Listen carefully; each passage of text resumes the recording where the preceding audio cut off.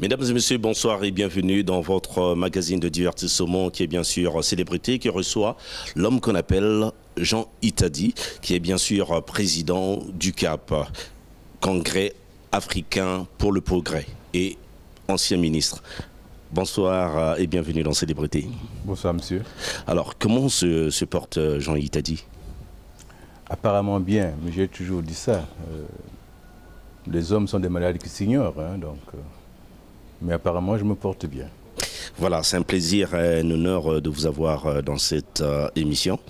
Alors, vous avez suivi la télé, écouté la radio, lu les journaux et magazines, surfé sur le net ces dernières semaines, voire ces derniers mois. Qu'avez-vous retenu? Ouf! Vous savez, il y a un flux d'informations tel que ce qu'on retient devient difficile. Mais par contre, ce que j'ai lu ces derniers temps, c'est le dernier livre d'Atali, Prévoir l'avenir. Et c'est celui que je viens de terminer. Et dans l'actualité? Dans l'actualité, vous savez très bien qu'il y a une conférence qui s'est ouverte là maintenant. La COP21, qui nous préoccupe tous, bien sûr, parce que nous sommes des vivants et si la Terre n'est plus Terre, si elle disparaît, nous n'existerons plus.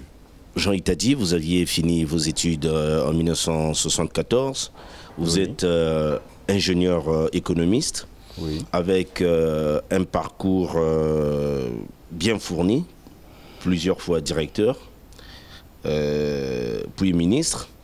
Dès la fin de vos études en 1974, vous êtes nommé en 1975 directeur de la coopération, de l'économie rurale, directeur des études et de la planification en 1976, directeur général des services agricoles en 1977, puis secrétaire général à l'économie rurale dans la même année, puis ministre en 1979. Alors, quel sens donnez-vous à votre riche parcours?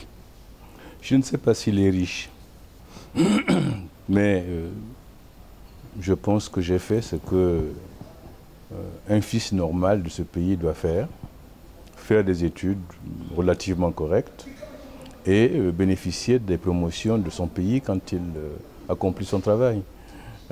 C'est tout ce que je retiens de ça. Vous vous attendiez à faire ce parcours et à être nommé ministre? En réalité, on va dans les écoles, et notamment dans les écoles d'ingénieurs, pour être ingénieur. C'est pas pour devenir ministre. J'ai eu un parcours politique postérieur à mon parcours administratif et technique. Même si j'ai toujours été militant depuis le bas âge d'ailleurs. M'attendre à être ministre ou non. Et sur ce plan-là, je n'ai pas prévu mon avenir comme Attali l'indique maintenant. Mais je n'étais pas mécontent non plus d'être nommé ministre à 29 ans. Ça c'est clair. Voilà, alors vous aviez été directeur à l'époque du président Marine Gouabi. Vous l'avez connu personnellement? Non, en réalité. Le président Gouabi, nous l'avons vu de loin comme étudiant, donc comme contestataire. Hein, parce qu'il faut dire que... Contestataire? Ah oui, les étudiants de l'époque contestaient le pouvoir de l'époque. Hein. Nous estimions qu'il n'était pas le pouvoir de l'époque assez à gauche, donc on le contestait. Mais je ne l'ai pas connu de près. Mais cependant, ce que j'ai entendu et appris de lui, c'est que c'était un monsieur qui avait des qualités exceptionnelles et il faut lui rendre hommage aujourd'hui. Alors, comment aviez-vous vécu sa disparition? C'est une catastrophe. C'est une catastrophe, je me souviens encore de ce jour-là comme aujourd'hui. Je revenais d'un cours, je venais de donner un cours de sociologie et au sortir des cours, c'est le recteur de l'époque, le ministre Somambé Anaclé, qui me dépose chez moi. Et c'est en rentrant chez moi que quelques temps après, nous avons appris la mort du président Gouabi. C'est une affaire horrible. Alors, Jean Itadi, ingénieur économiste, qu'est-ce qui vous emmène en politique? Je dois dire que j'aurais pu y aller depuis. Mon propre père était militant. Il était membre du PPC à l'époque et il était très porté vers la gauche. Il a été arrêté pendant l'époque coloniale 3 fois. Et évidemment, il ne voulait pas que je fasse la politique. Tout sauf la politique. Mais très vite, au collège, je me suis engagé dans le mouvement des élèves et étudiants. Et ça n'a pas arrêté. Jusqu'aujourd'hui, ça n'arrête pas de toute façon. Et la contestation... Toujours la contestation. Donc, réellement, vous aviez adhéré à un parti? À ce moment-là, non, j'ai adhéré à un parti, le premier parti comme tel qui m'a mis en son sein, parce que je n'ai pas fait une demande d'adhésion à ce moment-là, c'était le PCT. En quelle année? En 1979, à l'occasion du 5 février, je n'étais pas membre du PCT. Et je me trouvais à l'étranger et je me suis retrouvé avec un certain nombre de collègues dans une liste de membres du parti exceptionnel, dont je peux citer quelques-uns, Pierre Moussa, Clément Mierassa et autres. La légende même dit que vous aviez bâti la stratégie du PCT. Oh, bâti non, j'ai contribué avec Pierre Moussa, Babassana, Tchibambelela, à la rédaction de ce qu'on appelle la stratégie dite autocentrée, autodynamique. Et j'ai été effectivement un des propagandistes, on peut dire comme ça. Mais ce n'est pas moi qui l'ai conçu tout seul, c'est un travail d'équipe. Alors, si on vous demandait à qui devez-vous votre carrière politique? À beaucoup de choses, beaucoup de circonstances. Mais il est évident que j'ai été nommé ministre par le président Sassou. Donc à César, ce qui est à César, c'est le premier qui m'a nommé ministre. Le dernier qui m'a nommé ministre s'appelle le président Pascal Lissouba. À César aussi, ce qui est à César. Et si vous me demandez qu'est-ce qui a fait que vous fassiez les études que vous avez faites, c'est Pascal Lissouba qui m'a amené à les faire. En quelle année? Pascal Lissouba, indépendamment de tous les liens off-record que nous avions, a été aussi mon professeur à l'université. Ah bon? Oui. Donc on peut dire qu'il a contribué... Il a beaucoup influencé ma carrière. Alors en 1979, vous êtes nommé pour la première fois ministre de l'économie rurale. C'est ça. Comment avez-vous vécu cela? Bon, d'abord dans mon cas, je ne m'y attendais pas. J'ai été appelé par le Premier ministre Louis-Sylvain Goma, qui m'annonce que j'avais été choisi par le président de la République pour occuper les fonctions de ministre de l'économie rurale. Je dois vous dire que j'ai refusé. Ah bon? Et il m'a dit, vous étiez directeur général dans ce ministère, secrétaire général dans ce ministère, vous n'avez aucun prétexte. Il n'y a ni l'âge, ni l'expérience. Rien ne peut autoriser que vous refusiez. J'ai dit, mais il y a là un collègue brillant qui occupait ce ministère, le ministre Marius Mombenga. Il n'y a pas de raison que je le remplace, puisque c'est un monsieur de qualité. Il m'a dit, mais Marius est au courant justement que c'est toi qui le remplaces. Lui, il va occuper notre ministère. Voilà comment je suis devenu ministre de l'économie rurale. Est-ce qu'il était possible de dire non à cette époque? C'est toujours possible de dire non à tout moment parce qu'il y a toujours possibilité de choisir dans sa vie. Alors, ministre de l'Industrie et du Tourisme en 1980, oui. Ministre de l'Industrie et de la Pêche en 1983, oui. Il faut dire que vous aviez la confiance du président. Si l'on vous demandait de parler du président Sassou, que diriez-vous? Je peux vous dire que l'homme que j'ai connu en 1979 était un monsieur qui était à l'écoute des gens, qui était très attentif et qui, lorsqu'il vous disait « je suis d'accord avec ce que vous faites », vous étiez sûr d'avoir tout son soutien. L'homme actuel, je ne le connais plus, ça fait... vous savez, j'ai été exilé, je suis rentré au pays, le pays a changé, il est même devenu différent. Donc je ne peux plus parler du président Sassou actuel, mais le président Sassou de l'époque, je le connaissais bien, oui, tout à fait. Le président Denis Sassou Nguesso d'aujourd'hui, est-il différent de celui que vous avez connu? Je pense bien, oui. D'abord, il a pris de l'étoffe, peut-être aussi de l'âge, et on gagne toujours avec le temps, en qualité et en défaut, de toute manière. C'est humain, ça.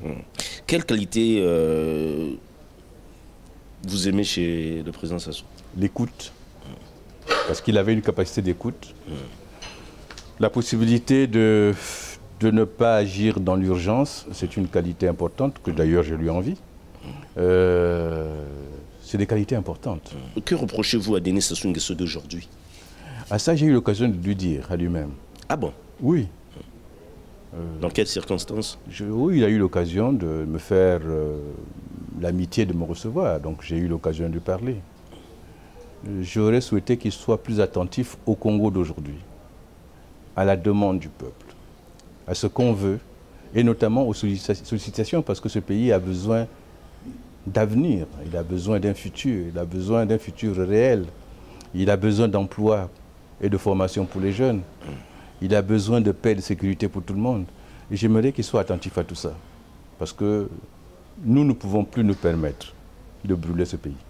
Alors, de 1984 à 1991, vous êtes chargé des cours d'économie, de sociologie et planification.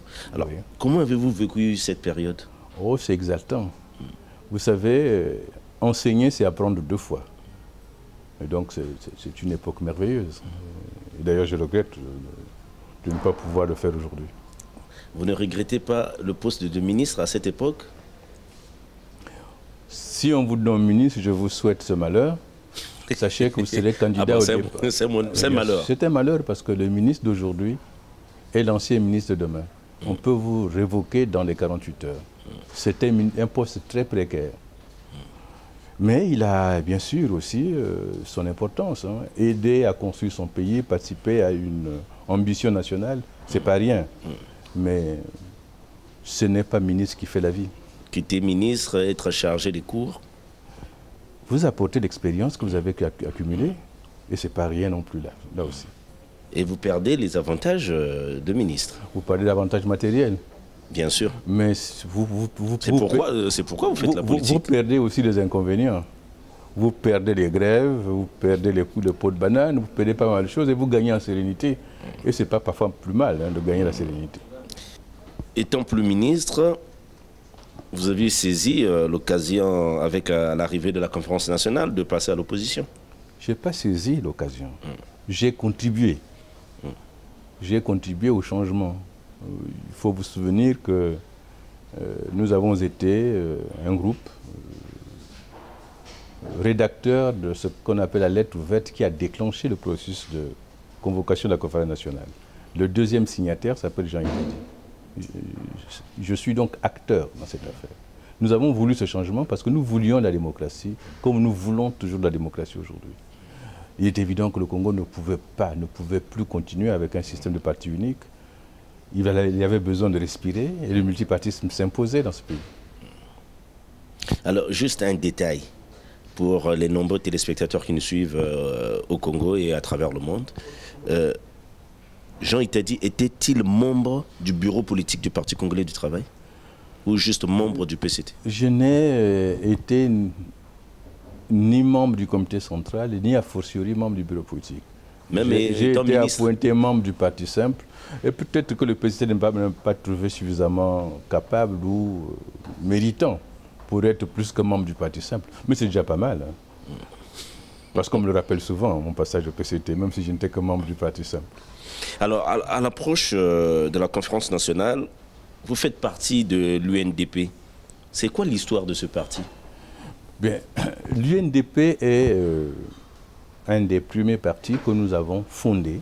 Je dis bien que nous avons fondé avec un certain nombre de camarades. Je cite, j'espère que je n'en oublie pas certains qui vont m'en vouloir, mais avec Tisser Chikaya, avec Christophe Mukwege, avec Jean-Pierre Lekoba, avec Joseph Gamanzori, on était 5 ou 6 à avoir créé l'UNDP et qui va recevoir dans les réunions qui vont suivre Pierre Nzé, Victor Tambatamba et d'autres. Mais les premiers créateurs, c'est ceux que j'ai cités avant. Donc le président Pierre Nzé, président de ce parti, ne faisait pas partie? Non, Pierre Nzé a adhéré à l'UNDP le même jour d'ailleurs que Pascal Lissouba. Mais nous avions créé le parti avant. Alors en 1991, vous êtes secrétaire général aux relations extérieures du RDPS. Là encore, c'est quoi la petite histoire? Qu'est-ce qui vous liait au RDPS? Disons pourquoi vous avez créé le RDPS. Le RDPS est né de la scission de l'UNDP. Nous nous sommes trouvés confrontés à un problème de gouvernance. Le parti créé, nous avons décidé que le président de ce parti serait Pascal Lissouba. Il fallait mettre en place le bureau et nous avions, en ce qui me concerne, j'avais un candidat en la personne de Jean-Pierre Tisser Chikaya que je soutenais pour être secrétaire général de ce parti. Il y a des camarades qui n'ont pas voulu de cela.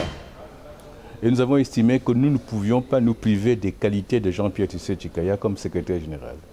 Et c'est comme ça qu'avec Jean-Pierre, avec Demba Tello, avec Mbéry Jean-Pierre, Jean-Pierre Lekoba et d'autres, nous avons décidé de créer le RDPS. Et j'en étais numéro 2. Donc, dans l'UNDP, vous soutenez Tister Tsekaya devenir secrétaire général de ce parti? Oui, absolument. D'autant que c'est... Il y avait combien de courants? On était à la naissance du parti. Ah, d'accord. On était à la naissance du parti, mais il était naturel que Jean-Pierre Tister Tsekaya soit le numéro 2 après Pascal Lissouba. C'est naturel. Donc, d'autres soutenaient Pascal Lissouba? Il y en a même qui me soutenaient, moi, que je trouvais sacrilège d'ailleurs. Donc après, le RDPS, alors qu'est-ce qui a fait que vous puissiez quitter le RDPS? Alors, à un moment donné, à tort ou à raison, il y a eu un rapprochement du RDPS avec ce qui deviendra l'URDPCT par la suite. Et ce rapprochement ne nous paraissait pas concevable. Pourquoi? Parce que le RDPS, comme l'UNDP, c'était des partis qu'on disait sociaux-démocrates.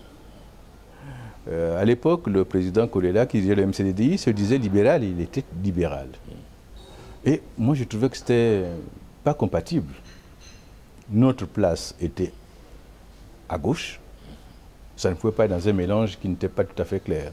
Et nous avons dit à Jean-Pierre, on garde l'amitié, mais si vous devez dériver là-bas, nous ne partirons pas avec vous. Et c'est pour ça que nous avons créé le Mouvement africain pour la renaissance et la solidarité. Mars. Donc le numéro 2 que j'étais, le numéro 3 qui était Jean-Pierre Lekoba et d'autres, nous avons créé Mars. Le numéro 1 était Tister, numéro 1. J'étais le numéro 2 du RDPS. Mais quand nous avons créé Mars, moi qui étais numéro 2, plus le numéro 3 qui était Jean-Pierre Lekoba et d'autres, nous avons créé le Mouvement africain pour la renaissance et la solidarité. Et en 92, vous avez créé ce parti. Et après? Mais après, ce parti a continué à vivre jusqu'à... Et abracadabra, en 2006, vous êtes vice-président de l'UPADES. Abracadabra, non. Tel que je vois votre mouvement, ça paraît comme une chose bizarre. Non, non, non. Nous estimions, il faut quand même se souvenir que les acteurs de ces partis étaient dans la mouvance lissoubiste. Et Pascal Lissouba... en 2006, ne nous apparaissait plus en mesure de conduire notre combat commun. Qu'est-ce qu'on s'est dit? Au lieu qu'il y ait des multiples chapelles des gens qui se réclament de lui, pourquoi ne pas fédérer ses forces? Nous nous disions toujours que quand vous avez une équipe de football ou autre, avec des joueurs de talent, comme Pelé, comme Ronaldo et consorts, vous pouvez gagner grâce à eux, mais quand ils ne sont pas là, c'est la cohésion de l'équipe qui fait gagner. Et c'est pour ça que tous les lissoubistes ont voulu se retrouver dans le parti Lissouba en 2006. Et ce que nous avons fait. Ce que d'aucuns considèrent comme la prostitution politique, changer l'instabilité politique en quittant chaque mouvement. Bon, d'abord, il y a une chose qui est permanente là-dedans. C'est l'appartenance à un camp politique qui est à gauche et qui est resté fidèle à Pascal Lissouba. Admettez que c'est une instabilité. Non, disons qu'il y a des prises de position. En 3 ans, vous avez compté des partis disons qu'il y en a qui ont fait des parcours plus rapides et plus nombreux que les nôtres. Mais j'estimais que c'était bon de faire comme ça. Et s'il fallait recommencer, il fallait le faire comme ça. Alors, vous ne vous êtes pas arrêté par là. En 2006, vous étiez vice-président de l'UPADES. Oui. Et en 2014, vous voilà à la tête d'une nouvelle formation politique, le CAP, oui. Le Congrès africain pour le progrès. Alors, comment pouvez-vous justifier que quitter cette instabilité, toujours cette instabilité alors du parti politique Mars pour l'UPADES et de l'UPADES au CAP avec certains de vos camarades de l'UPADES, en l'occurrence Christophe Mukwege et Victor Tambatamba? C'est presque les mêmes. Mais vous remarquerez qu'effectivement, et c'est pour ça que le mot instabilité est un mot qui ne tient pas, puisque c'est les mêmes qui font ce parcours, et c'est les mêmes. C'est des personnalités d'expérience. Non, nous étions... Il y a bien des jeunes, il y a des nouvelles générations, vous pouvez bien vous associer. Pourquoi c'est les mêmes? Mais il y a justement, y compris les jeunes et les vieux. Je reviendrai à votre question. Je vous prends un cas. Le Parti socialiste en France, quand il se refait au congrès d'Épinay, il y avait les Savary, les Monroy, les Mitterrand qui étaient là. Mais il y avait aussi les jeunes, comme les Fabius, les Chevènement et d'autres. C'est pareil au CAP. Et d'ailleurs, c'est important d'avoir cette expérience, parce qu'elle a permis aux socialistes de gagner. Dans notre cas ici, pourquoi nous nous sommes séparés au niveau de l'UPADES? Nous avons eu un problème de ligne. Nous estimions que notre rôle en tant qu'opposant n'était pas joué tel que nous le voulions. Et à ce moment-là, on avait le choix. On continuait la querelle chaque jour dans le parti, ou on créait un outil plus conforme à nos aspirations, ce que nous avons fait. D'autant que les gens se disaient, puisqu'ils sont capables de créer un parti, qu'ils en créent un. Ils oubliaient que nous avions créé, nous, l'UNDP. Nous avons créé le RDPS. Nous avons créé MAS. On était donc capables de créer un parti. C'est pour ça qu'on l'a fait. On a prouvé qu'on est capable de le faire. Et je peux vous dire qu'on ne se plaint pas parce que c'est un parti qui a de la qualité. Alors, vous comprenez que d'aucuns qualifient avec le recul la création du parti Mars comme une stratégie électorale pour permettre à Pascal Lissouba de réaliser, de ratisser large. Donc Mars n'était qu'un satellite. Si vous prenez le terme satellite dans le sens où c'est un corps qui tourne autour d'un corps plus grand, Pascal Lissouba était nécessairement quelqu'un de très grand pour nous tous. Et tout ce qui tournait autour peuvent être considérés comme satellites. Mais si vous prenez ça comme quelque chose de, j'allais dire un épiphénomène, quelque chose de subsidiaire, c'est pas du tout ça. Mars... Qu'est-ce qui différencie Mars à l'UPADES? Mars, c'était le mouvement africain pour la renaissance et la solidarité. Et l'Union panafricaine de la démocratie sociale. L'UPADES, c'est l'Union panafricaine pour la démocratie sociale. Voilà. La démocratie sociale ne s'occupe en réalité que d'un pan de la démocratie, qui est l'aspect justement lié à l'égalité. C'est la démocratie sociale. Le mouvement africain pour la renaissance et la solidarité prenait une dimension qui n'a été réveillée que grâce à Mars d'ailleurs, je dois dire. Parce que beaucoup de pays africains avaient complètement oublié la nécessité de replacer l'Afrique. Et vous avez pu voir que des personnalités aussi prestigieuses que Thabo Mbeki, comme que le président Museveni, que le président Kabila, que le président Bouteflika, se sont engouffrés dans cette affaire de renaissance africaine. Nous n'avons pas, Jean Italie n'a pas inventé le terme renaissance africaine. Le premier qui l'a inventé, c'est Frantz Fanon, celui qui a écrit Les damnés de la terre. Il était médecin en Algérie, c'est lui qui le premier a lancé ce vocable, cette idée. Et nous pensions, et je pense toujours, que l'Afrique avait besoin d'être fière d'elle-même, fière de son passé, et avait besoin de se bâtir un avenir conforme à ses aspirations. C'est pour ça que la renaissance africaine... Pourquoi pas commencer avec le Congo, après s'occuper de l'Afrique après? Il y a des gens, qui sont heureux d'avoir des partis congolais. C'est leur choix. C'est vrai aussi, et ils me diront, malheureusement, dans le monde actuel, la démocratie s'exerce dans et à l'intérieur des pays. Peut-être. Alors pourquoi dissoudre un parti qui vous a fait leader et ministre?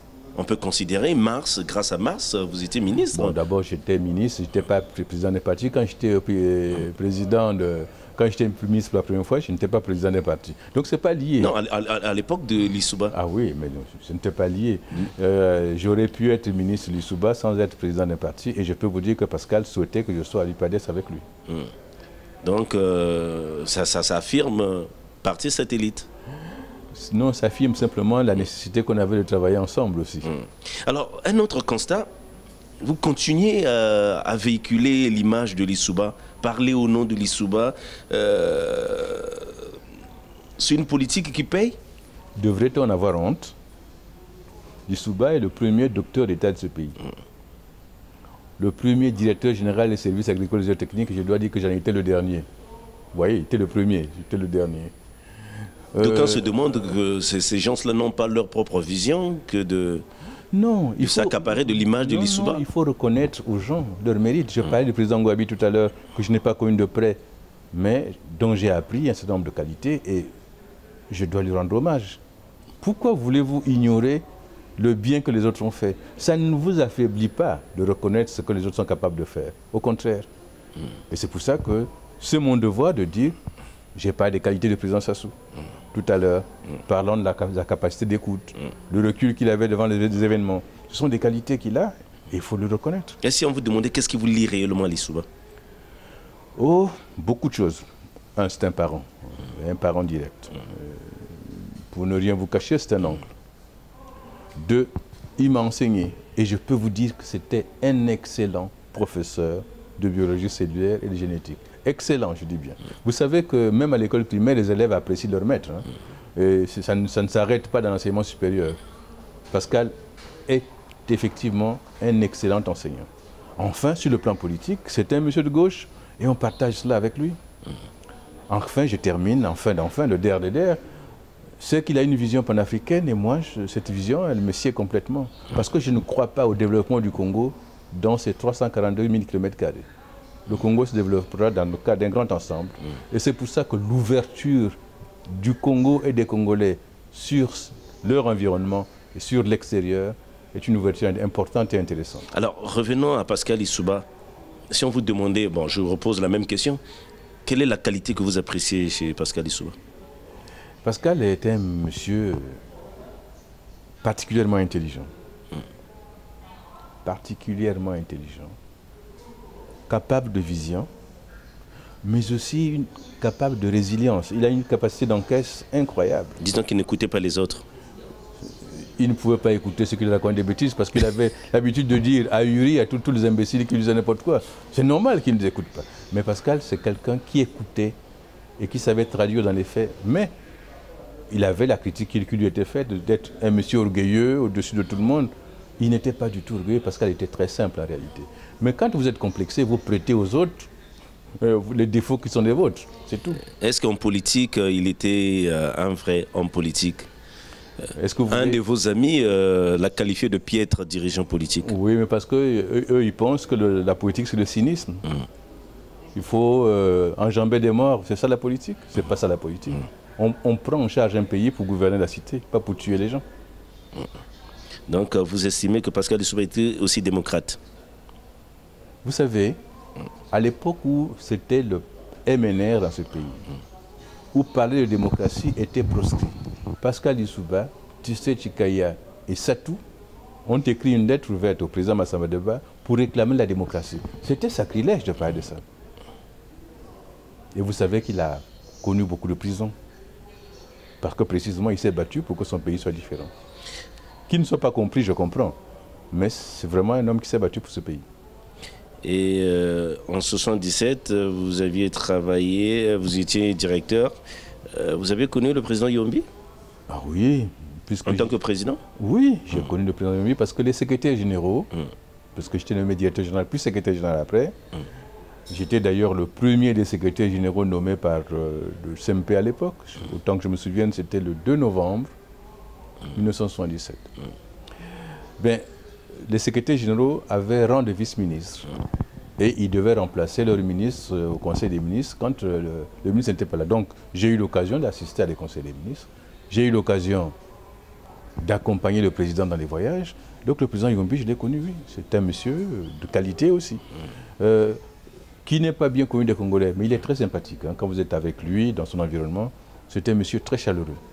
Et il est devenu aussi votre Premier ministre. Ah oui. Donc quand on critiquait cela, de président à être Premier ministre. Mais pour ce qu'il a apporté, moi j'estime que Pascal avait eu le nez creux en prenant le président Yombi comme Premier ministre. Ça a été un excellent Premier ministre, moi j'ai trouvé. Ah bon. Voilà, je rappelle à ceux qui viennent de nous rejoindre, vous êtes bel et bien dans Célébrité, et Célébrité pour votre bonheur et votre plaisir reçoit Jean Itadi, président du Congrès africain pour le progrès et ancien ministre. Voilà, alors revenons à vous, monsieur le ministre. Comment justifiez-vous vos échecs aux élections législatives successivement à Komono et à Bambama? Oh, moi j'estime que j'ai gagné, et à Komono et à Bambama. Comment? Et le peuple là-bas sait aussi que j'ai gagné. Mais vous savez très bien que les élections, c'est une mascarade dans ce pays. Ah bon? Ah bien sûr. C'est pas pour rien que nous demandons qu'il y ait refonte de la gouvernance électorale. Si ça se passait bien, pourquoi voulez-vous qu'on se batte pour ça? Et pourquoi voulez-vous que même le pouvoir reconnaisse qu'il faut absolument qu'il y ait refonte de la gouvernance électorale, même l'extérieur? Donc les deux élections, vous aviez gagné, vous n'avez pas échoué? Absolument, j'ai gagné. J'ai gagné. Ça ne veut pas dire que demain je ne perdrai pas une élection, mais celles-là, je les ai gagnées. Les deux? Ah oui. Pourquoi avoir changé des localités? Mais simplement, il n'y a pas beaucoup de Congolais qui peuvent être candidats ici et candidats ailleurs. Ça montre justement que j'ai une certaine influence. Donc vous avez utilisé le côté maternel et... Ou pas du tout, pas du tout. Mais j'aurais pu être candidat à Dolisie ou à Lumumba, hein. Donc c'est pas un problème. Alors que répondez-vous à ceux qui pensent que le département n'a plus de leader, que Jean Itadi a perdu son fief? Aucun homme politique ne peut prétendre maîtriser cette région. Qu'est-ce que ça signifie, un département qui perd son leader? C'est quoi ça? Un département, on est chef de département. Dans le réel politique, on sait que les élections au Congo, les hommes politiques au Congo, c'est d'abord la tribu. Ah bon? Il n'y a pas d'avenir politique, on dit, sans ancrage local, disait François Mitterrand, je crois. L'ancrage local et la tribu, c'est deux choses totalement différentes. En Afrique, c'est la tribu. Ça, je ne crois pas beaucoup, parce que l'Afrique est plurielle aussi. Je ne crois pas beaucoup. Le Congo, vous savez, a 56 ethnies, ce qu'on en dit. Et je peux vous dire que s'il n'y avait que les ethnies qui devaient voter les gens, il y a un exemple patent. Pascal Lissouba ne serait jamais président. Vous savez. Mais vous pouvez considérer quand même, l'Alekoumou, c'était le fief de Jean Itadi? Non, j'y suis né, mais je n'en suis pas propriétaire. Pas du tout. Je suis heureux d'être né de l'Alekoumou, dans cette région, qui a vu naître mon père, qui a vu naître ma mère. D'accord. J'ai pris épouse d'ailleurs là-bas, puisque c'est une fille de cette région que j'ai épousée. Ma première fille y est née, mais ce n'est pas, on n'en a pas la propriété. Vous êtes marié à 22 ans? Ça vous étonne? Je suis peut-être précoce au moins pour ça. Voilà, c'est la même femme aujourd'hui avec les 5 enfants? Les 5 enfants, mes 5 enfants sont de cette femme-là, j'en ai pas d'autres. Ah d'accord. C'est quoi le secret? Le secret? Est-ce que c'est un secret? Justement, vous... Mais on sait que les hommes politiques aujourd'hui ont parfois 6, 7... Mais je croyais que vous parliez de stabilité tout à l'heure. Vous vous rendez bien compte que votre argument ne tient pas jusque-là. Ça c'est en politique, ça c'est... Non, je pense que je suis heureux d'être marié à la femme que j'ai épousée, qui est mon amie depuis qu'on est jeune, puisqu'on était des gosses par rapport à nos âges actuels. On a fait ce chemin ensemble, on a connu des jours de bonheur comme des difficultés, on a connu l'exil intérieur, l'exil extérieur. Et je ne suis pas mécontent de la voir parce que je ne suis pas sûr que ça se passerait bien si c'était avec une autre. Alors en parlant de la politique au Congo, quel regard portez-vous sur cette classe politique actuelle? Question vaste, qu'est-ce que vous voulez dire par là? Actuellement, il y a une classe politique, on observe le regard de Jean Itadi. La classe politique, c'est tous les acteurs politiques de tous bords, opposition, majorité, ou ce qui en reste. Qu'est-ce qu'on peut dire? Une classe politique est, à mon avis, est le reflet de la vie politique, de la vie tout court dans un pays. Je n'ai pas de jugement à faire. Je sais simplement que nous avons des chantiers immenses. Le Congo a reculé. Bon? Ah oui, le Congo a reculé. En quoi? Sur le plan économique, sur le plan social, sur le plan culturel, sur le plan des valeurs, nous avons beaucoup de choses à faire. Et ceci exige des hommes politiques qui se sentent réellement en mission. C'est une tâche difficile. Et je comprends, dans un monde mondialisé, il y avait des certitudes à l'époque. Un pays était pratiquement clos, il y avait des recettes en matière économique. Vous mettez en place un secteur d'État, vous pouvez engager autant de gens que vous voulez. Avec la mondialisation, avec l'influence du monde extérieur, avec tout ce qu'on connaît aujourd'hui, il faut se remettre en cause régulièrement. Et c'est un métier qui devient difficile de faire de la politique. Alors quand on ajoute l'insécurité, pas seulement l'insécurité physique, mais aussi l'insécurité du lendemain, parce que nous sommes un pays exigeant malgré tout, je comprends que c'est difficile. Je ne peux donc pas juger les hommes politiques actuels. Je ne peux que nous encourager à nous en sortir, parce que le Congo a besoin que nous puissions nous en sortir tous. Alors, du pouvoir à l'opposition, que retenez-vous de votre passage aujourd'hui à l'opposition? Comment vivez-vous votre opposition? Je suis à l'opposition depuis 1997. C'est une expérience donc qui aujourd'hui a 18 ans. J'ai connu une situation de non-pouvoir entre 1984 et 1992. Donc ce n'est pas nouveau. Oui, il y a des questions de vie tout court, qui sont des questions différentes, selon qu'on est au pouvoir. Est-ce que vous avez tenté de reprendre, de prendre attache avec le pouvoir, peut-être pour une éventuelle nomination quelque part? Bon, pourquoi voulez-vous que le pouvoir me nomme, puisque je ne suis pas de ce pouvoir? Vous pouvez bien, il y a des alliances parfois contre nature, même si... Vous parlez bien d'alliance contre nature.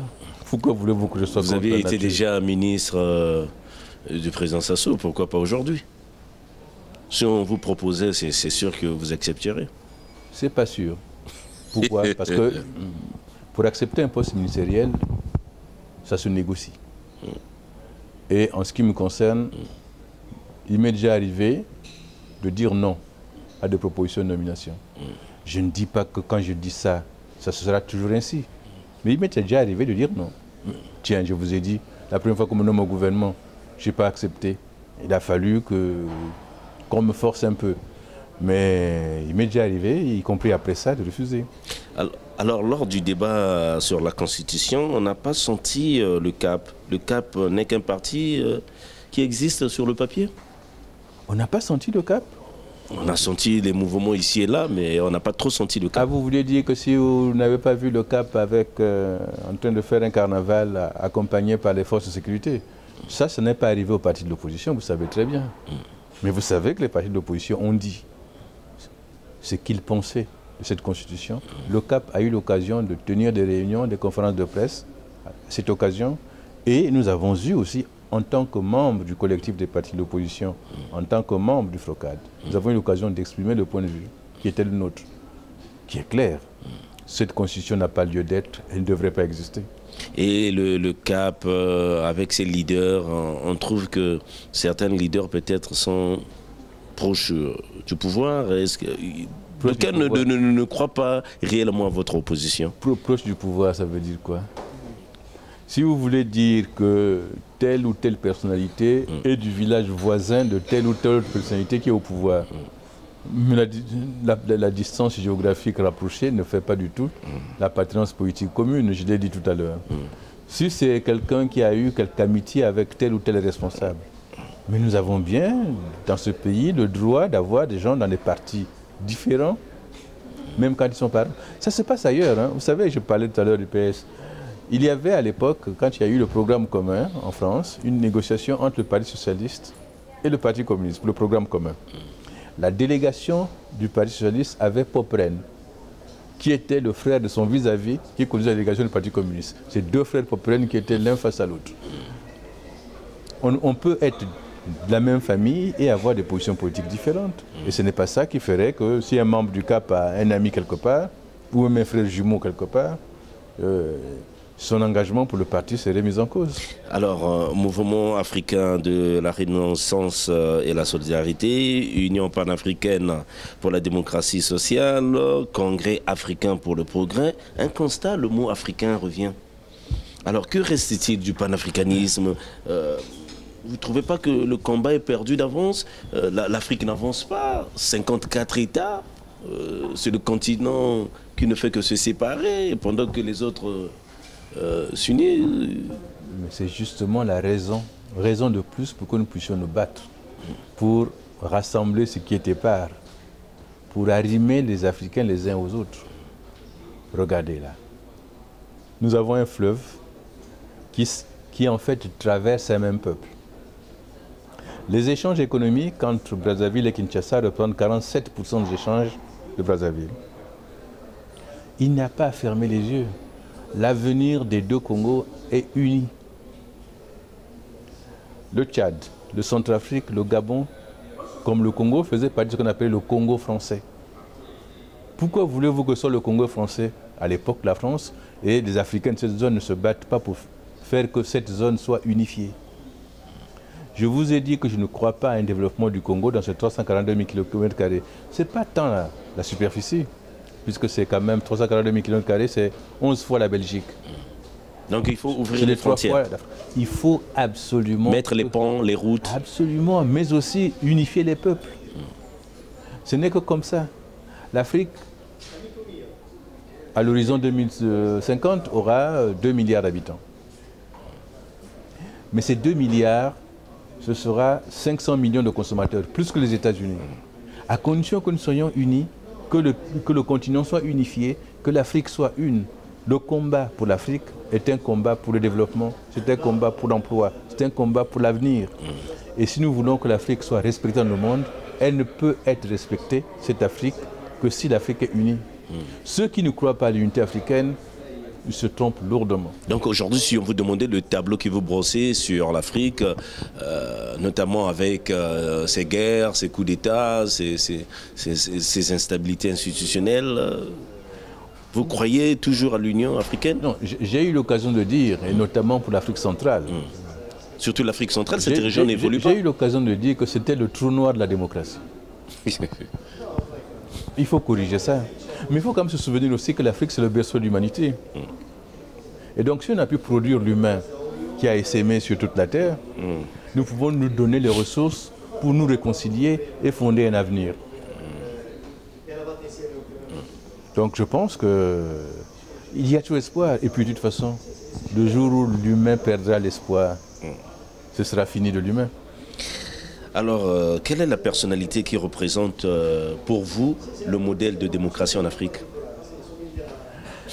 Oh, il y a beaucoup de chefs d'État que je respecte en Afrique.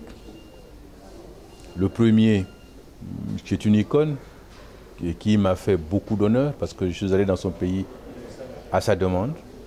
J'ai été reçu chez lui, dans sa famille, nourri par sa famille. C'est le président Mandela, c'est le premier. Mais il y a autour de lui des gens de qualité, le président Mbeki et d'autres sont des gens de qualité. Il y a en Afrique du Sud une élite intéressante. Ce n'est pas tout. Vous voyez aujourd'hui ce qui est en train de se passer dans d'autres pays. J'étais bien heureux de voir le comportement du président Nyerere, mais je ne suis pas mécontent de voir ce que le président Kikwete vient de faire. Chapeau.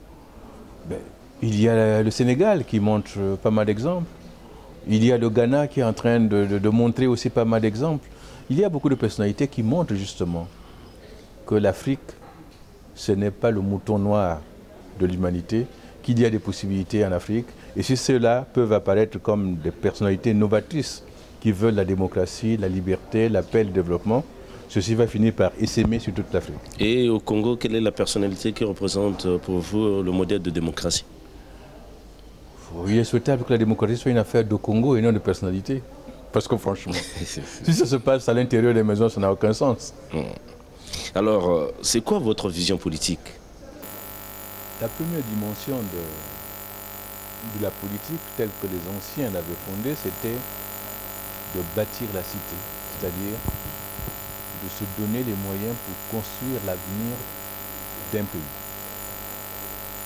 Donc la première préoccupation de l'homme politique, c'est de être l'humain, justement. C'est pour ça qu'une bonne politique est nécessairement humaniste. La deuxième chose, c'est que pour avoir cette politique humaniste et qu'elle se réalise, il faut nécessairement le progrès. On ne peut pas concevoir que l'homme soit bien lorsque ses conditions d'existence, ses connaissances, sa santé ne sont pas améliorées. Il faut donc créer des conditions du progrès. D'ailleurs, vous remarquerez que nous parlons, nous, de congrès africain pour le progrès. Il y a des gens aujourd'hui qui croient que le progrès n'est plus possible, que le monde étant de plus en plus fini, que les technologies ne créent plus suffisamment de possibilités de développement, nous devrons se contenter d'un monde stationnaire. Ils se trompent. Les possibilités de progrès sont inhérentes justement à la vie humaine. L'inventivité nous donne les possibilités de faire. Et remarquez, quand vous avez un débat comme le débat actuel sur le climat a deux préoccupations. Atténuer les effets actuels du climat ou s'adapter au climat. Mais ceci suppose quoi? Que ce soit l'atténuation ou l'adaptation, ça suppose deux mécanismes qui d'ailleurs procèdent d'un métier qui était le mien, la géo-ingénierie ou l'agroécologie. Ce sont les deux mamelles qui permettent de résoudre ces questions. Mais ça, c'est le progrès.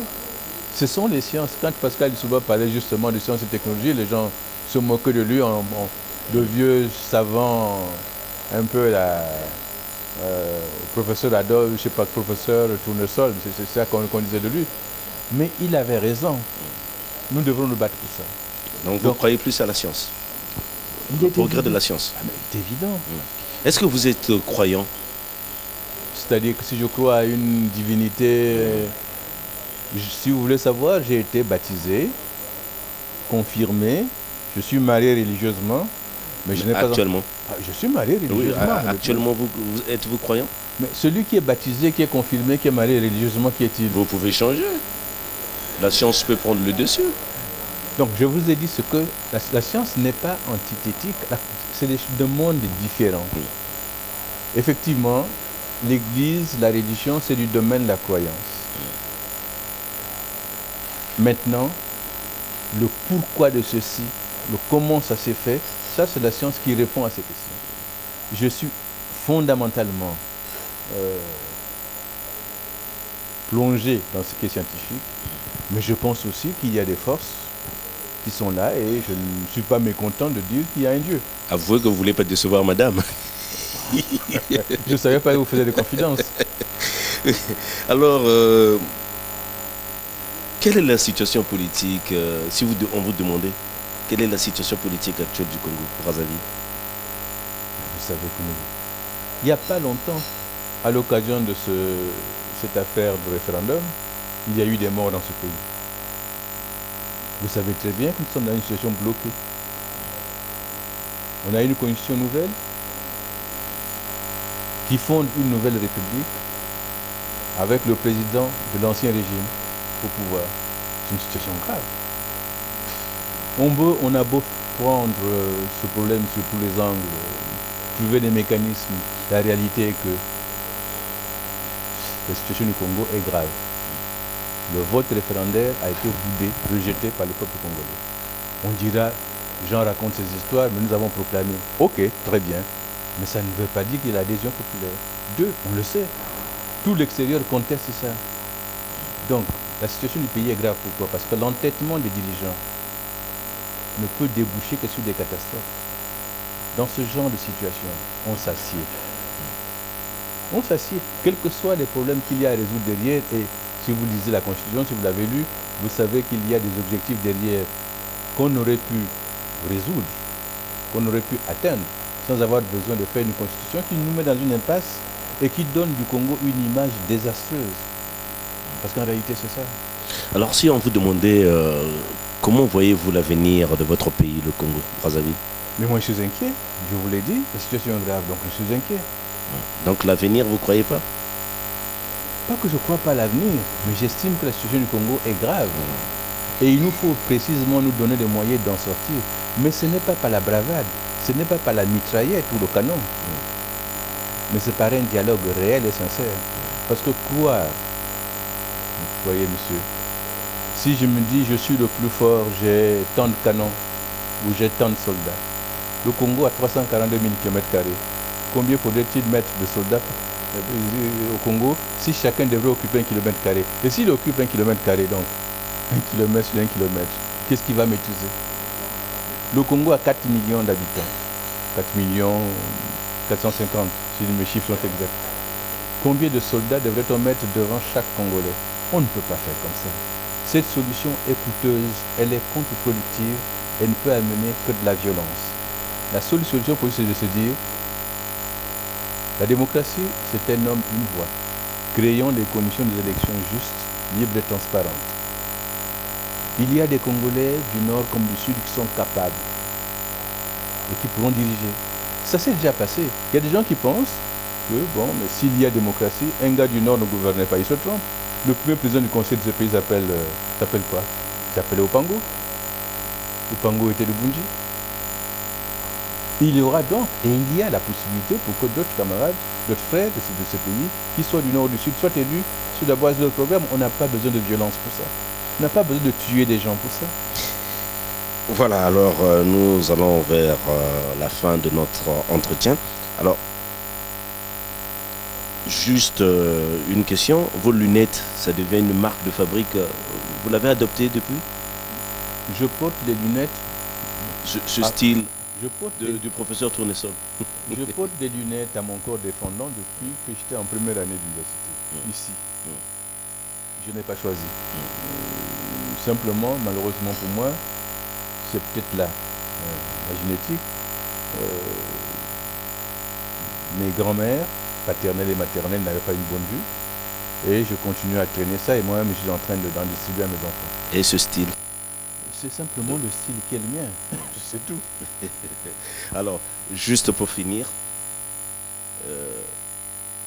simple curiosité, vous résidez dans un hôtel? Oui. Jusqu'à présent? Oui. Peut-on savoir pourquoi? Oh, c'est des genres de questions que je n'aime pas aborder, parce que c'est des questions personnelles, mais aussi des questions que certains jugeraient de subalternes, et puis c'est des questions gênantes, parce qu'elles ne devraient pas se poser. Dans ce pays, j'ai été et je suis propriétaire. Si dans la tête de certains la guerre de 97 n'est pas terminée, il faudrait qu'il en sorte, parce qu'il regarde encore dans le rétroviseur. C'est tout. Voilà, monsieur le ministre, merci. Merci beaucoup. Voilà, nous sommes arrivés à la fin de notre entretien. On se retrouve à la prochaine occasion, Inch'Allah. Salut.